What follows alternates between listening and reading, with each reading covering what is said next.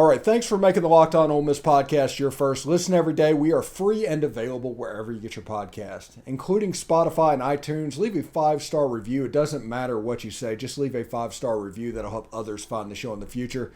I'm here with Joe Deleone to talk a little Central Arkansas Bears football. We tried to meet up early in the week. Our schedules didn't quite mesh, but we got him here before the game. How you doing, Joe? I'm doing great. Excited to see these college football matchups coming up this weekend.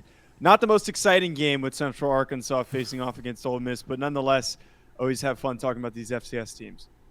Yeah, and if people was trying to get to know Central Arkansas, what can they expect from the Bears? Yeah, Central Arkansas previously was a really competitive program, a team that was always on the doorstep of the playoffs, one that was at the top of their conference, but since losing a lot of their key players, a number of which entered the transfer portal, they're pretty thin. They're no longer that type of team that could surprise and shock an unprepared FBS opponent. This Central Arkansas team is pretty weak, and they're coming off of a loss against Missouri State, which they lost by 2 scores. But overall, just to keep it quite simple, this team is very, very beatable, as I think many Ole Miss fans are expecting. Yeah, it's one of those situations where after the game I told people, it was like, if Central Arkansas wins this game, we're having a different show on Monday than we're planning on. So, but I mean, I don't think there's any real way that Central Arkansas can win. But there's a chance that Ole Miss can play sloppy, and there's stuff that they need to do to get ready for their next game. And Central Arkansas can serve that purpose. Talk about Central Arkansas and UCA and players that we might need to keep an eye on. Yeah, the big main one that I always point to, and the best player by far on this roster, is Darius Hale, who's their starting running back. Last week, he averaged 5.5 yards per carry, which is, at any level, a really good yards per clip. They're very hampered by the limitations of their passing offense. They kind of have to lean on Hale, and you can only rely on a running back at the FCS level so much. But Hale is the type of guy who you leave him a little bit of room. He's a very aggressive downhill runner. You leave him a little bit of space, he could break off some big runs. So you need to rally, you need to tackle him. You can't take him too lightly. Where ultimately the biggest weakness is at the quarterback position. Not a lot of strong receivers on this roster, but Will McElvain, who transferred from Northern Iowa after he had a really rough start to his career, is now the starting quarterback and continues to look just very, very rough. Last week only completed roughly 50% of his passes and threw 2 interceptions. He is who you want to go after if you want to slow down the Central Arkansas team. Okay. Talk about their offense. What type of stylistically, what are we looking at with Central Arkansas? Yeah, this is a run-first team. They are always going to rely on, if it is Hale, or if they want to maybe lean on guys like Kylan James. They have a lot of options to run the football. They are always going to be a rush-first team. One thing that I've noticed in their play calling is if they feel that they're not getting the results out of the run game that they want, which is kind of crazy to think that last week they had a rusher go for five yards a carry, one to go for 10 yards a carry, and they decided to throw the ball 30 times in this game. They will rely on throwing the football even when those options are not there. They get desperate very, very quickly, but overall this team mostly run first and is going to rely on those running backs to pick up a lot of their offensive production. Okay. What about defensively? What do they do on that side of the ball? Yeah, I mean, they have a very, strong defensive unit. Nothing that is going to really challenge this Ole Miss offense. Nothing that's really going to hold them back. I think right now they're pretty much a mid-tier FCS defense for the most part. If there's going to be any challenges, it's going to be presented by this run game. Okay. And what do you expect to happen come Saturday? Yeah, as I was saying earlier, I really don't think that this is going to be much of a challenge for Ole Miss. This is not a circumstance where coming into the South Dakota State-Iowa game, I was talking about the potential for South Dakota State to upset Iowa. I've even been talking about this week for the possibility of Incarnate Word upsetting Nevada. This is not one of those situations. This is not a good football team. This is not a team that has a surprise star player that could pop off and keep them in the football game.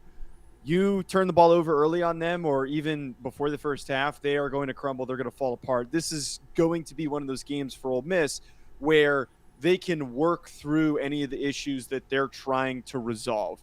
I don't think that you even need to really rely on Zach Evans too much. Get as many of those backup players in as possible. Try and get reps for those younger guys. Get a sense of where your strengths are. This is basically a preseason scrimmage type game, as most FCS, FBS games tend to be. Okay, let's change gears a little bit. I might catch you off guard a little bit on here, but I'm sure you want to talk some FCS football. Iowa and South Dakota State, the Jackrabbits, in a game where Iowa scored 7 points but didn't score a touchdown. Talk about the weirdness of that game and football in the Dakotas for people that might not notice. Yeah, I think a lot of people overlook the dominance that these Dakota teams have, specifically North Dakota State and South Dakota State. They recruit really well. They have the benefit of getting all the top recruits in the Midwest that don't end up going to other programs, especially guys that are homegrown from South Dakota and North Dakota always end up picking to play for those programs. They're very passionate about their teams. They are very, very well coached. Very rarely will you have coaches leave from those programs because they are invested heavily in developing those programs.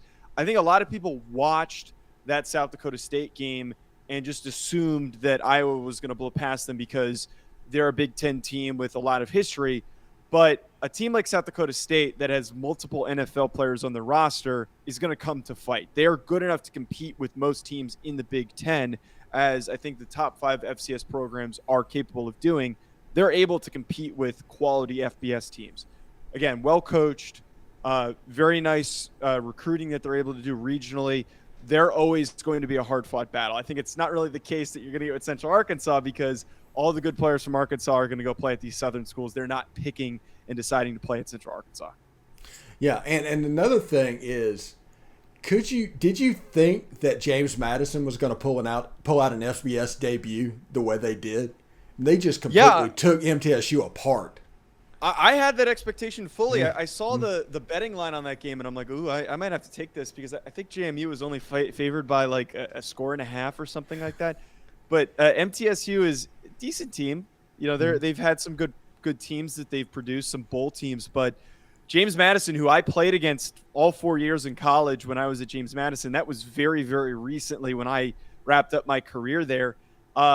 They always put up a fight.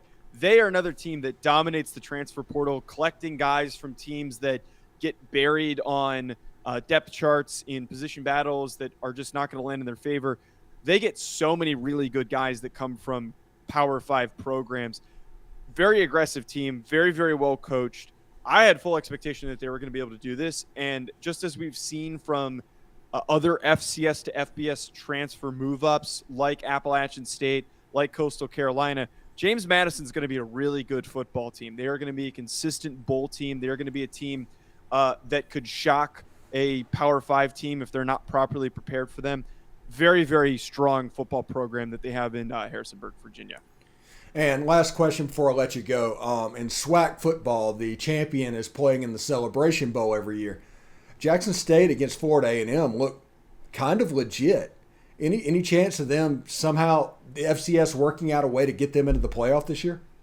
Yeah, I've kind of pulled from my resources of trying to understand the proper landscape for that to happen. My resource being the Reddit, the FCS subreddit, who they are a historian. You know, they're a bunch of historians basically. They have so much historical knowledge on the FCS, but I don't exactly know what that would take, but I think that they need to allow it to happen. The limitations that you're referring to is that if you win either the MEAC or the SWAC, you have to play in the Celebration Bowl. And then like last year, Florida A&M comes in second place, and then they go to the playoffs. It shouldn't be like that. If you're Jackson State and you are completely knocking around Florida A&M the way that you did, a team that made the playoff last year and looked strong in their playoff first round loss that they had, you need to give Jackson State the opportunity to play because they don't have a tough schedule this year, and they have a lot of dudes on that roster, 4-star recruits, Travis Hunter, who was a 5-star recruit, Shadur Sanders, who is likely going to win the Walter Payton for the best FCS player this season. I need to see them play in that setting, and I think that they could give North Dakota State a run for their money. Yeah, it should be kind of interesting. But I watched that Jackson State at Florida A&M game, and it's like, these guys need to be on the stage. They might not be able to win it, but they need to be on that stage. They deserve it, much more so than playing South Carolina State in the Celebration Bowl, in my opinion. Yeah, no, I completely agree. The Celebration Bowl has a history behind it, and it has a lot of importance for HBCU programs. But at the same time, we're in a very different era of college football and FCS football, where Jackson State has become such a polarizing program and such a highly watched program that whenever they play in a national game, people are going to turn on that game and watch it. If you are the FCS, you need to make the effort to figure that out, because it is going to draw more eyes to the FCS playoffs and maybe even the national championship game if they reach it. It doesn't help that the FCS is very poorly run and that the people who are in charge of the broadcasting and all those things are, I've said this on my show, idiots and don't properly know how to capitalize on those fan bases in those programs. So even if there's a way for it to happen, don't be surprised if they don't take the action, because they've never done anything proactive. I don't mean to be negative, but it's just the reality, sadly, for the landscape of the FCS. Yeah, Joe Deleone, the FCS guru from the Believe Network. Tell them about your show, Joe. Yeah, you can catch the FCS Football Podcast anywhere you find your podcasts. Also, I do the NFL Draft Prospects Podcast. A lot of great analysis there. You can find that, again, any podcast directory, or Hack City on YouTube houses both of those shows if you're looking for some nice NFL Draft college football content. All right, Joe Deleone, thank you very much for stopping by. When we come back from this break, Tom Vanderford for his weekly segment. Thanks, Joe. Yeah, no problem.